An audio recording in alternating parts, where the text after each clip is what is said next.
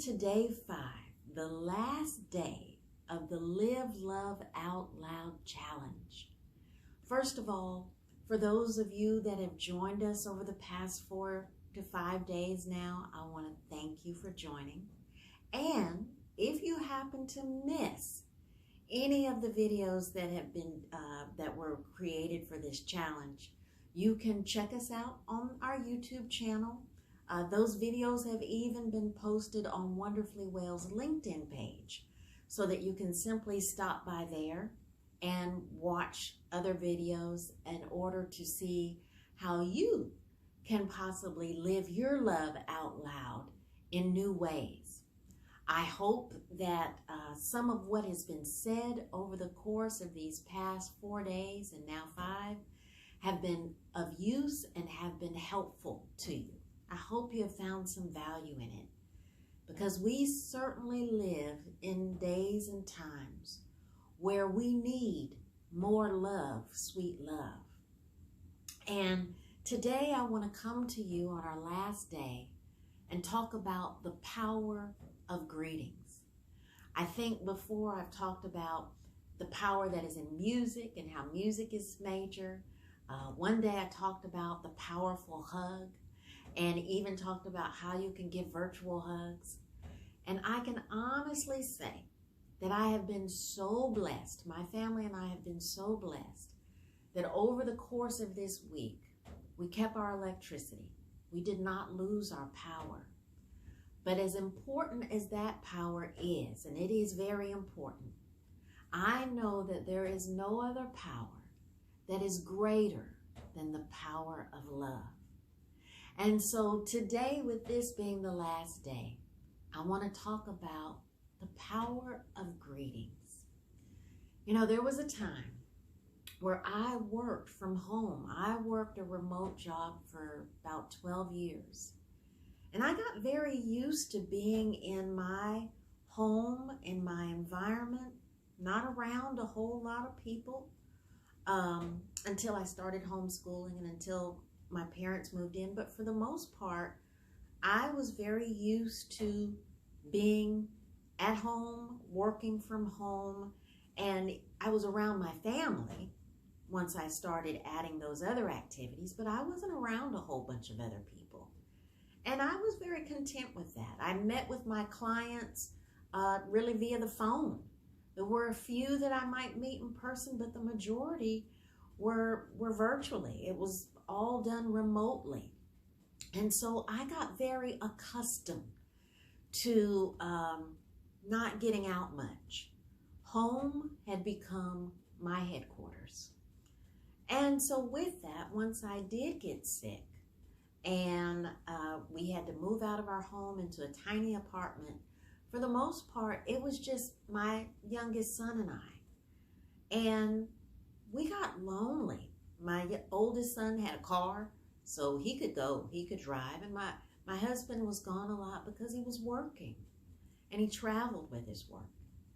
And I can just remember that once I started getting strong enough in my body and with my back that I could go out, oh my goodness, once I was able to get around people, I so much more appreciated those opportunities, way more than I had ever done before. So going to the grocery store became like a field trip. And that's how it seemed like it was for my dad. I can remember when Dad was living, he couldn't drive anymore because of diabetes and the impact it had on his eyes. So when I did take him to the grocery store, Daddy could just strike up a conversation with people. He enjoyed getting out and going out. And so I began to really relate to that, because by the time I was getting out and going to the grocery store, I started greeting people. My little introverted tendencies that I showed before, it seemed like I was really changing and becoming more of an extrovert, or at least developing extroverted tendencies. And so it would be nothing for me to go into the grocery store and just going for milk but I meet and greet a stranger, we start talking, and I could be standing in the dairy aisle for the next hour and a half when I simply went in there to get milk, get in and get out. But those became some of the sweetest moments and some of the best times for me. And so when COVID kicked in, I had to wear this mask.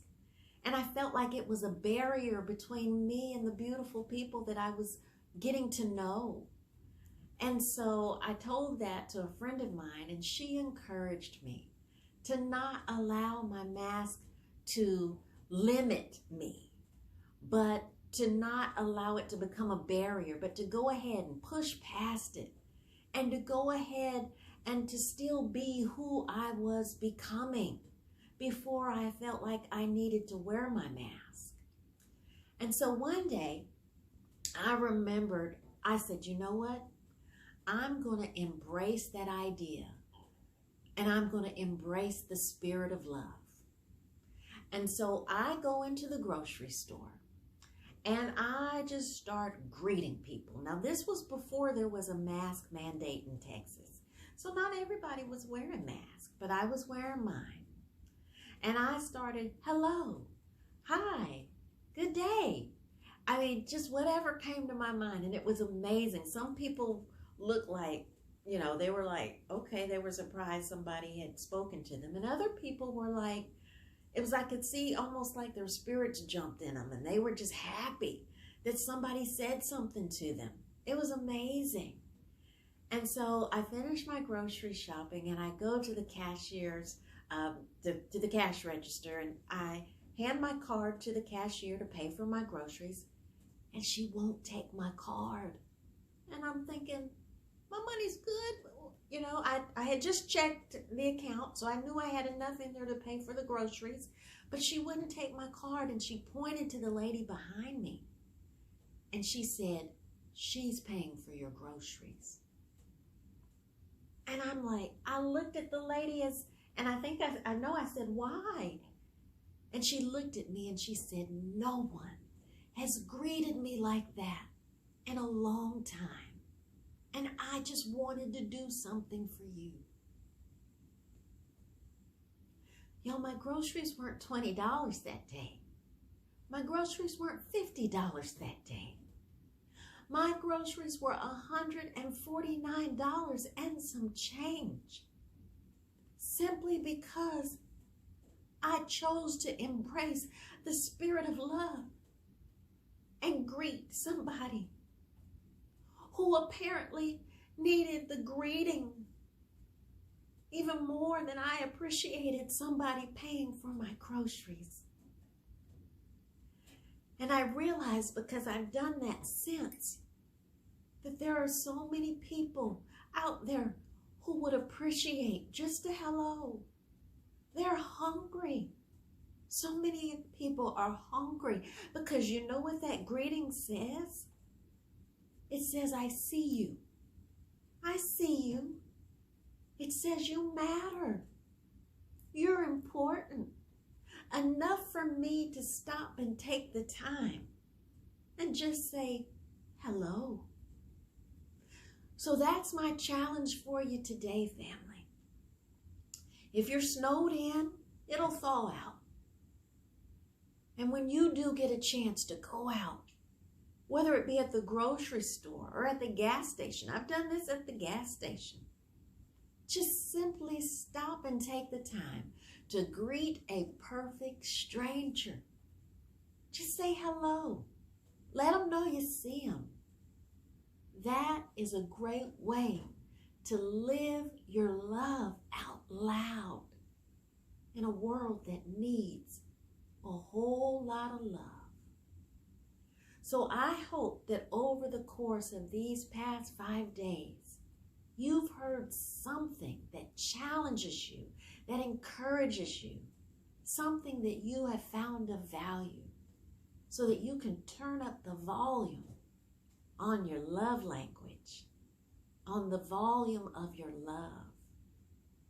So with that being said, I hope, Lord willing, that if I'm here in 2022, that you'll join me for the Live Love Out Loud Challenge for next year. But until then, stay safe, stay well, and in this winter season, stay warm. All right, take care.